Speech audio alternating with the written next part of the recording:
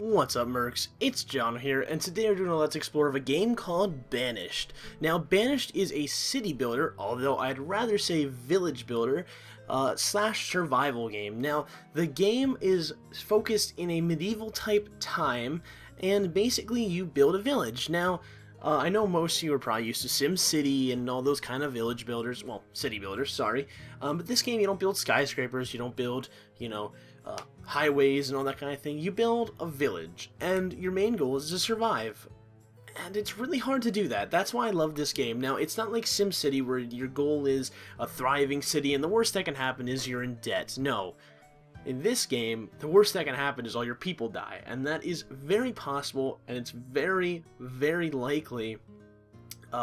Even if you know what you're doing, disease could swipe your people away, a tornado could destroy everyone, or you could have a bad harvest and completely be out of food. So this game is $20 on Steam. I just want to say that right off the bat. Before I say anything else, I highly recommend it, but we're going to do a Let's Explore on it anyway, so let's do a new game.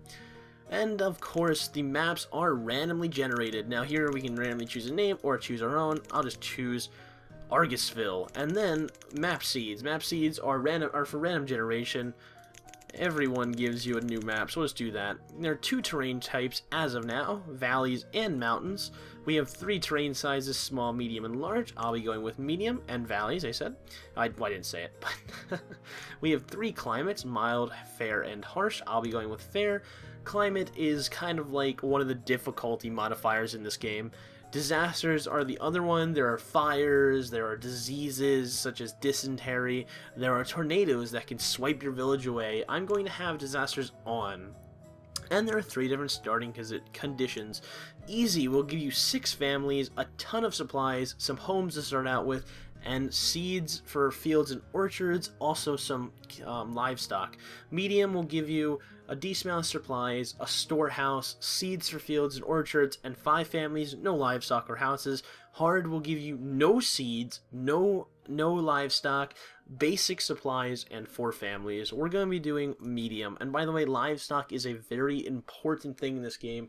You can live without it, but once you have it, it makes the game it makes your town thrive a lot more. So it's really good to have it. Of course, medium doesn't start with it. I actually have a town that is on year 13. Never had livestock, and we're going to be looking at that town a little bit later. But anyway, let's start Argusville. An interesting name for an interesting town. But yes, I recommend this game. I believe it's being developed by one developer, and he is working on mod tools to send out to the community, which is awesome because modding in this game sounds cool. So let's just pause the game at spacebar. Let's see what we got here.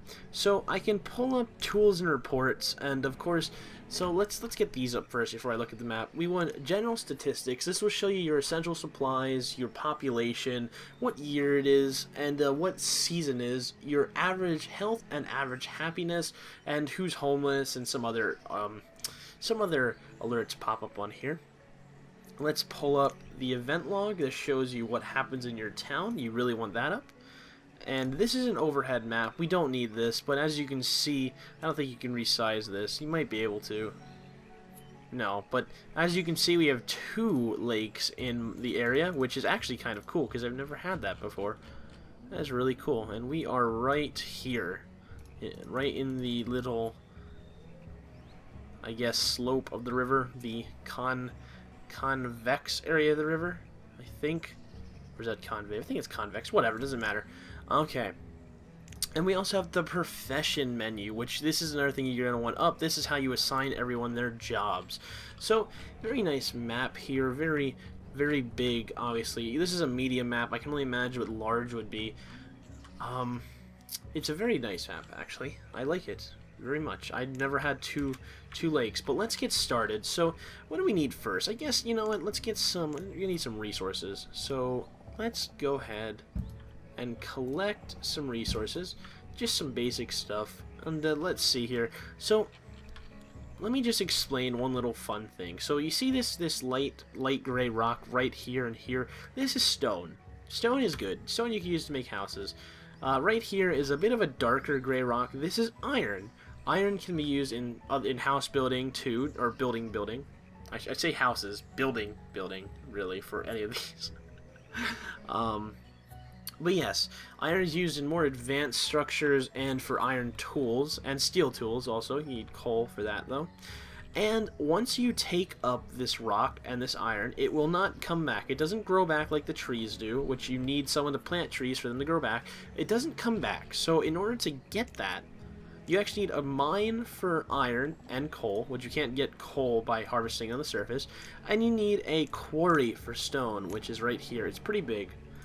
And those themselves are finite themselves. They have a ton of resources, but they are finite. So eventually they're going to run out too, which I like that.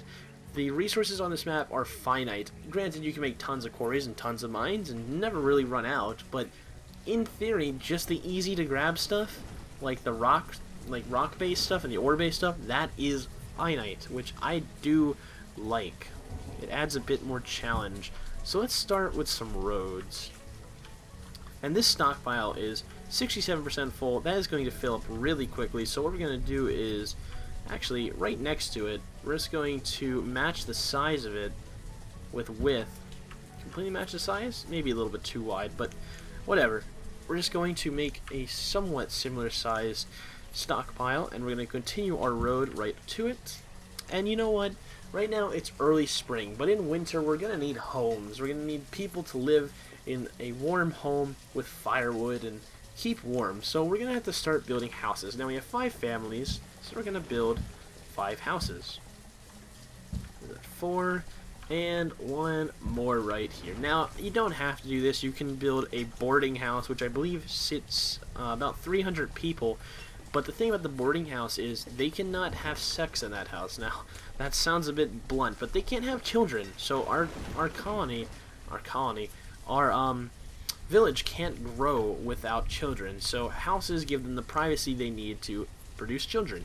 And of course we have no builders, so up here at the professions we can make builders. We'll make 6 builders, which is good. And let's actually advance the simulation speed. It can go all the way up to 10 times, but I prefer 2 times, sometimes 5 times. 10 times is a bit much. You really don't want to be rushing in this game because you'll lose really fast if you just randomly start to rush.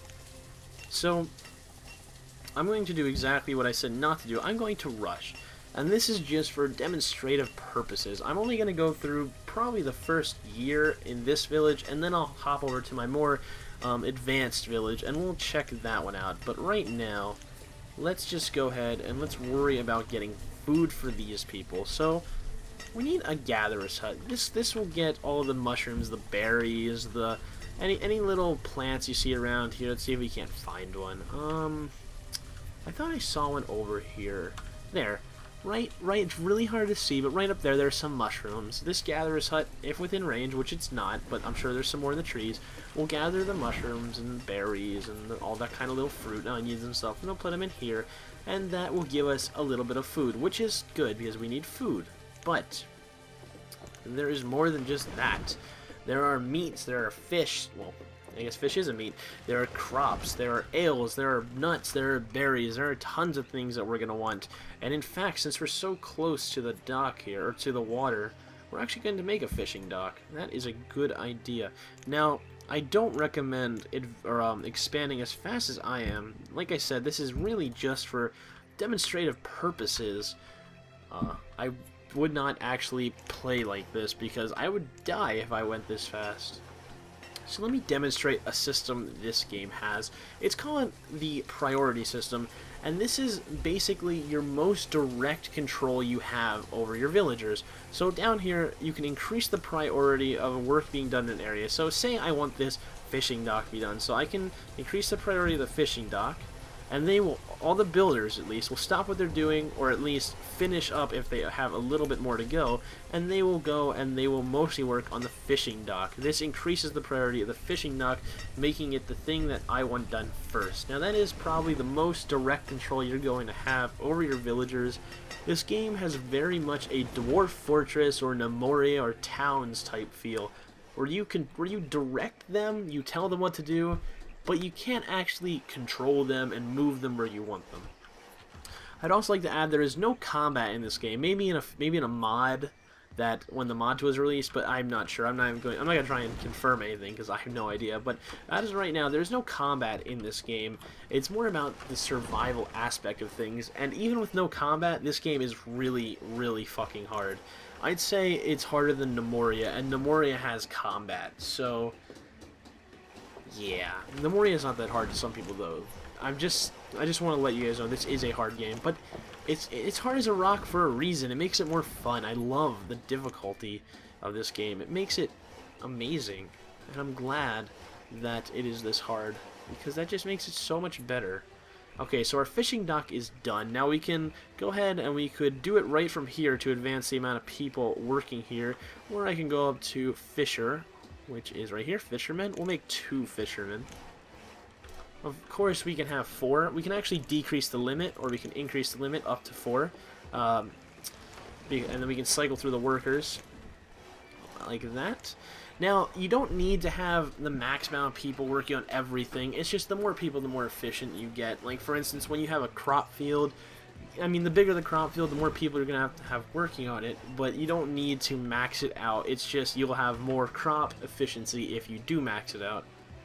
Especially if the harvest is late one year and the winter is coming, because if snow comes, your crops will die. So you really want to get that stuff harvested before snow comes. And we can see here, check the production stats. We have 10 fish this season so far. Now once you get a city hall, you can find more in-depth stats. I'll demonstrate that later once I get to the more advanced town. There's actually a town, or I mean a merchant system in this game also, where you can trade with other people. There's a nomad system in this game where nomads could wander to your town and you could choose to accept or deny them, and all that kind of fun stuff.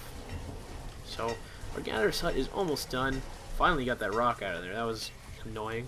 Our stockpile isn't done yet. Now normally you don't have to build a stockpile, but we have to remove this one tree to get it done. We don't need this many builders because right now our max builders can be 3, so 6 is a little bit many. Let's see. Someone harvest this damn tree. Alright, so gatherers. We need gatherers. Let's get 2, I was going to say 3, but let's get 2 gatherers actually. We don't need that many gatherers. Not right now, at least. Actually, we'll get 3, because now I just thought about it. We do need food, like, now, or we're going to starve to death this winter. Now, another thing is, I said about firewood. So firewood is up here. It's not the same as logs. It's a refined version of logs. Now, if you don't have firewood, your villagers have nothing to keep themselves warm with when the winter comes. So 50 firewood, you may be like, wow, that's a lot of fire. I mean, you can get, like, firewood in each house. 50 firewood is nothing. That will go right when winter starts, and then halfway, not even halfway through winter, we will have problems. So what we're going to do is I'm going to pause the game. Pausing the game is a very handy thing, by the way. And I'm going to put a woodcutter down. Now let's see. Can I put it down? Yes, I can. What we're going to do is I'm going to quickly get removal tools. I'm going to remove this road. So I'm going to have someone remove that road so we have room. We still have homeless people, which is really odd. See, this is really odd right here. Stella's living alone. I don't know why no one's living with her. See, I've noticed 2 adults live together, like a man and a wife, and then they have children, and then the children live there. So there's a mom, a dad, and there's like 3 children at the most, and then if the children become adults, they can still live in the house. But they don't, you can't have, like, see here. We have 2 parents, which are both 15 years old, I may add. That's a bit odd. And then a 10-year-old girl who's a worker. And she lives there. She's technically an adult in our village. I think 10 is the adultery age in this village. But, you can't have a random builder, or a random worker just join someone's house. Like, you can't have 2 guys and a girl. You can't have 2 girls and a guy. You can't have 2 guys, 2 girls. You can't have that unless they're the children of the mom and the dad.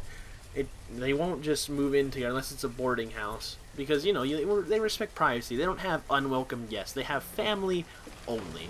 So you have to be careful. So probably what's going on is Stella here isn't related to Leah or Amarin, but they tend to have a relation like This is really weird. They tend to have 2 people in every household. Oh, you can hold more than 5. Never mind. I didn't know you can scroll down. They tend to have more than just, 1 in a house. I mean, if there's 1 person, normally someone marries her and they move in. I don't know why it's not doing that. And I need this done, guys. What are you doing? Let me increase priority just for that little square. Someone take that down. And you guys still don't have homes, so I'm going to build 1 more home in hopes that someone will live there. Because I really want them in a house when winter comes. Speaking of winter, it's only early summer, so I can relax a little bit. I don't have to rush as much, but I still want to get everything going. Let's get some more builders. Get our fishermen. Or fisherwoman. That's Stella, in Stella's case. You can have educated, by the way. As you can see, Faustine is educated, and Stella is not. I think educated citizens, villagers, work better, whatever job they're doing. And you can get a school to educate them while they're kids. As you can see, we have 12 adults, 0 students, and 4 children. So you can educate them when you go to school, which is later on in the game. As you can see down here, we have like cemeteries, chapels, town hall, hospital, school, well. And then you have like the storage and trading posts and a market. A market is kind of like a central hub where all your villagers will come and buy the food that they need and all that kind of stuff. I'll explain that a little bit more once I actually have the other game up where I have a market. Now, they're not building the stupid damn stockpile because they won't chop the tree down. Someone chop that tree down. 55 berries. Wow, that's really good. Berries are kind of like the other time. I think I had 16 berries for like 5 years straight because I wasn't finding any berries whatsoever. So as you can see with the I was about to say with this gritty system, it's not gritty as in dirty, but gritty as in, let me just select a house. See, it's like kind of, they have little squares for each space, each tile. So with the tile-based system or this grid system, it kind of makes your town look organized. Like, some may think, oh, you're stuck to a grid, there's no freedom, you know? But if there was freedom, granted it wouldn't be bad, it would look a little bit more lopsided. This way you can make a perfect looking town, you know, without having to try that hard. Although, when I show you the town later on, you're gonna say, what the fuck, because it was my first town. It is lasting, I think 13 years it's going on, but it was my first town. The placement of the town is absolutely awful, so don't judge, guys, don't judge. It's a bad town, but it's surviving, so it can't be too bad. Will somebody cut this fucking tree down? Cut this, right here, this tree. Actually, cancel. Fucking hell. Here, move that. Now cut it down. There you go. They wouldn't cut it down for some weird reason while the stockpile is on it. We no longer have any homeless. No one's living with Stella. Oh, I get it. The 3 that were homeless, they were a family together.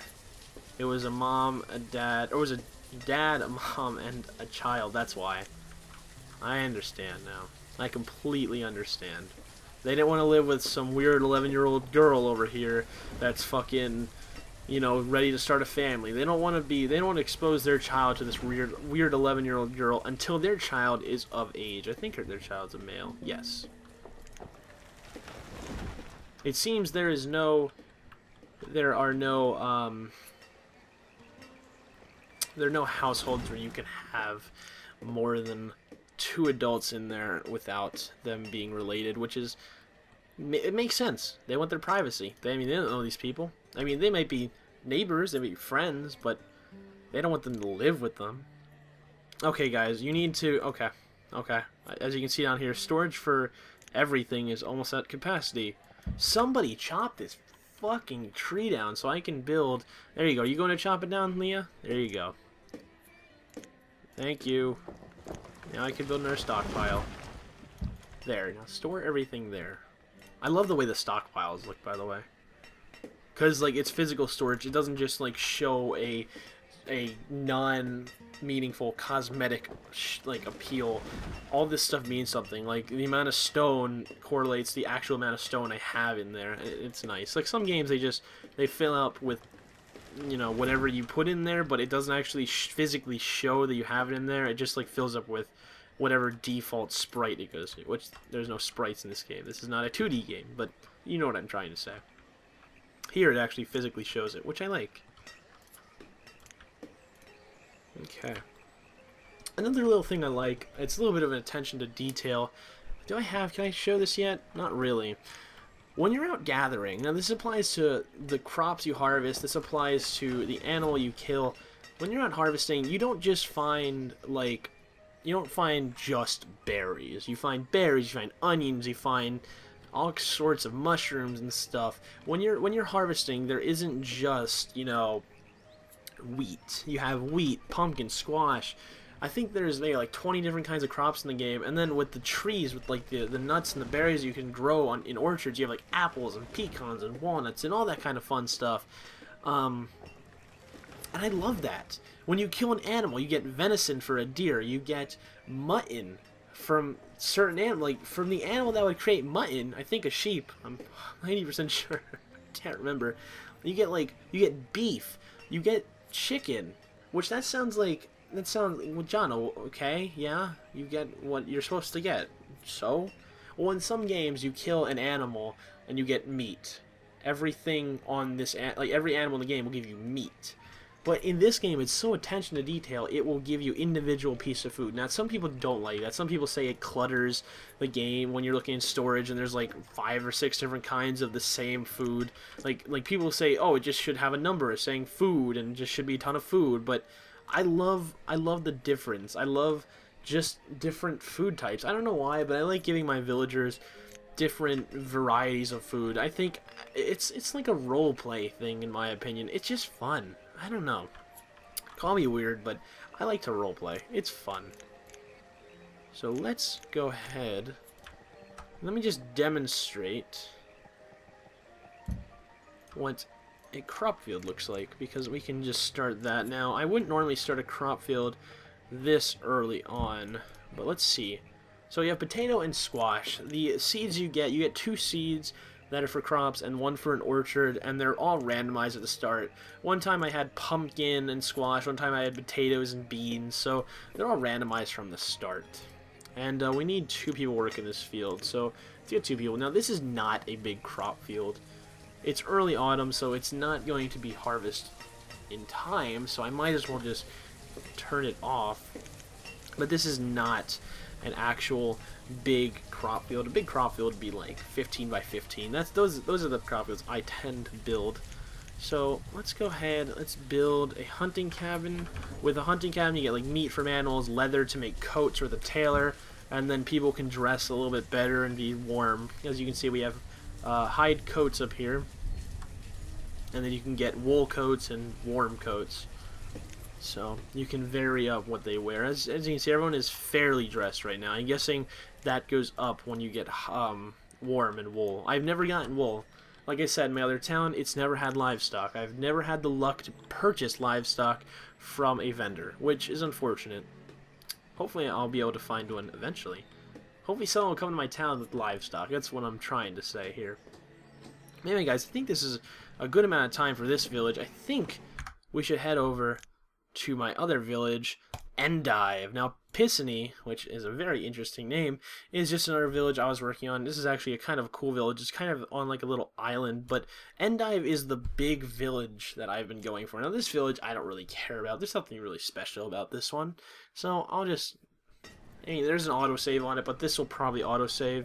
Now, before I start explaining, there's one thing about this game, one negative criticism I have, and that is the autosave system. Let me go ahead. As you can see, we have an autosave of the last town, right? Okay, what's so bad about that? If I autosave in this town, which it will in 20 minutes, because you can change the amount of time you can autosave. Let me just show you. Here, there's tons of different options. But if it autosaves, it will delete the old autosave. So that old town, if I didn't manually save it, will be gone. Completely gone. I mean, I understand the manual save system is good, which is, I'm glad they have it, obviously, like SimCity, but that's online stuff, which makes sense. But what I would like is each individual autosave or each individual town to make its own unique autosave. Because that way, old towns don't get deleted and all that kind of stuff, you know? But I digress. Okay, so let me start explaining what I got going in this town. So we have a cemetery here. We have 9 out of 16 graves. After 14 years, I've only had 9 deaths. My deaths consisted of old age and deaths in my stone quarry. Unfortunately, I think I had 3 people die to rocks falling on top of them while they were trying to mine them, which is unfortunate. There are other ways people can die, with trees falling on top of them, disease, fires, and all that fun stuff. So this is a little project I was working on. If anything, this was just to see what would happen if I put a few houses, a hunting cabin, a tailor, and a storage barn away from everyone else. Well, the answer is that these people who live in these houses have jobs here and here and here, like the stone quarry and the farm. They all live, they live close to their jobs. They make a good amount of coats here, and they store them here until I tell them to move them elsewhere. And it's a little, this is kind of like a hide coat making area. Of course, I'm not getting enough leather to make a good amount of hide coats, because right now I only have 42 hide coats. But see, the reason I want so many hide coats is because if I go over to the merchant, or the trade port right here, this is the trading post inventory, or the interface. As you can see, I have it. This is all the stuff I have. Hide coats are 15, I guess, trade points each. There's no currency in this game. It's a barter system. So, I guess, barter points, trade points, whatever you want to call them. 15 points each, which is really good. Of course, you have venison, which is 3 points each, and you get much, much more from hunting shacks, as you can see. Let's go here. This is the town hall. I told you guys you get a bunch more statistics when you get a town hall. So here is the nomad screen if someone wants to join you. These are the acquired seeds and livestock that it'll light up once you actually, you know, purchase them. So right now I can plant pumpkins, potatoes, beans, and walnuts. That's it. I have no livestock, and that's all I can plant. So, not that much. Here's the town's inventory. So I have 939 venison. I had 2,000 at one point. I sold about 1,000 of it off, and I bought pumpkin seeds for that, which was 2,500 points. Seeds are very expensive, as you can imagine. So venison's probably a better source of income, which, you know, that's why I tend to use it. But yeah. This is the market, as I said before. This is where villagers come to get their food and such. Although, if they're too far away, like up here, they'll go right to the storehouse and they'll eat their venison from there. Which, you know, smart. The AI are pretty good in this game. I do like the AI in this game a lot. This is my orchard, growing walnut trees, of course. I have a forester over here that is clearing out trees. I shouldn't have put it so close to my village. This is a newbie mistake. It should be farther out, but you know, this is my first village. Got a hospital here just in case disease breaks out. Got my school, and here is a tavern. Now this is interesting because this is alternative uses for plants and vegetables and stuff.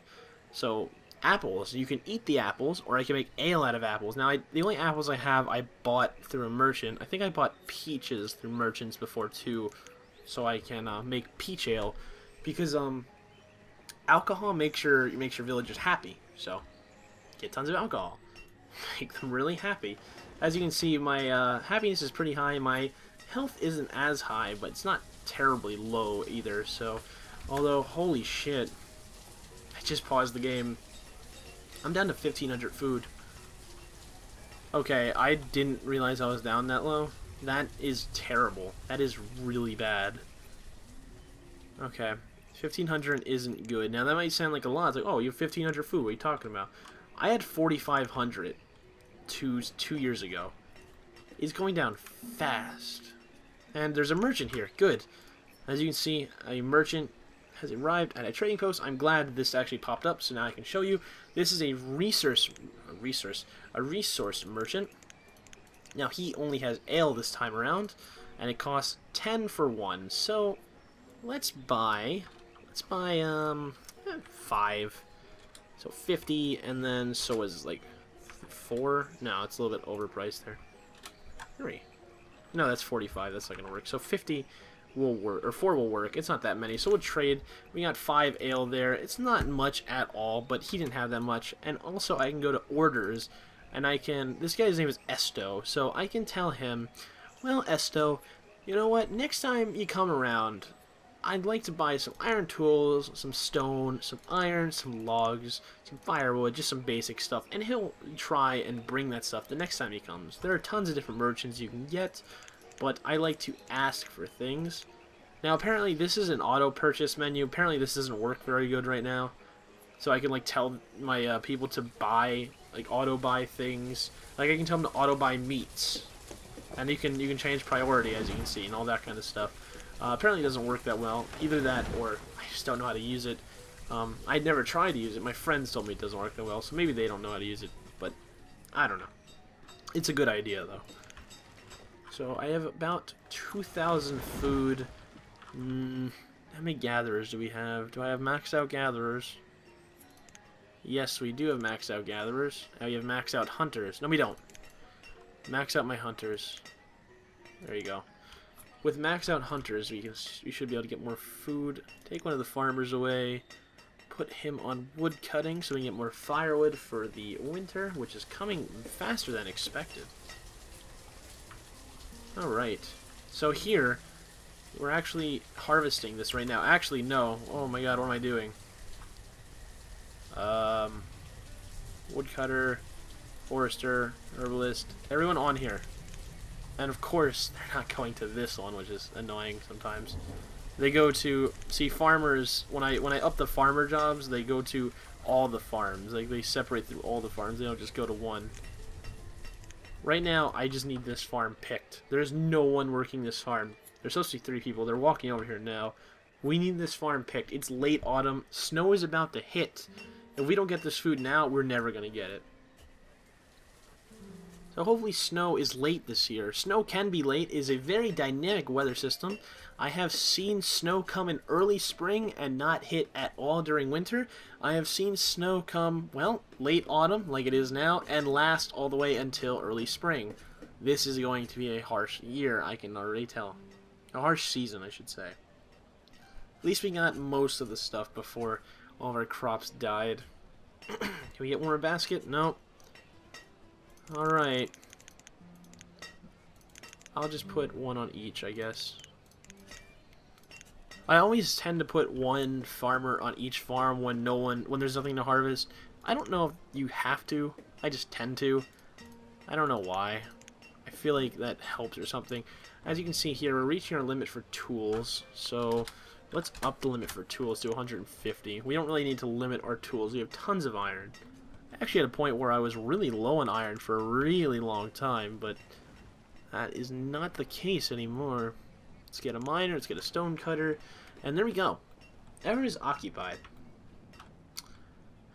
So, this game is... Oh, look at that, he's actually going away. I thought they just teleport in. I was wrong. They actually do go in and out. That's awesome. So this game is $20 on Steam. It's an absolutely amazing village builder / survival game. Or city builder, if you want to consider it that. I highly recommend it. I have put in about 5 hours so far. I streamed this game. It was a fun experience, and I'm still going to play it much more after this. I can't wait to see what the mods come out for it are, and I can't wait to see if there are any updates from the dev himself. I think there's one dev working on this game. One guy created this. This game is amazing. It's absolutely amazing. I really honestly suggest you guys check it out for yourself. Pick it up for $20 if you want to buy it on Steam. But anyway, guys, I think that's going to be it for the Let's Explore. If you enjoyed it, please like and subscribe to join the Kukovian Mercs, because together we can conquer the internet. Anyway, I will see you all next time. Goodbye.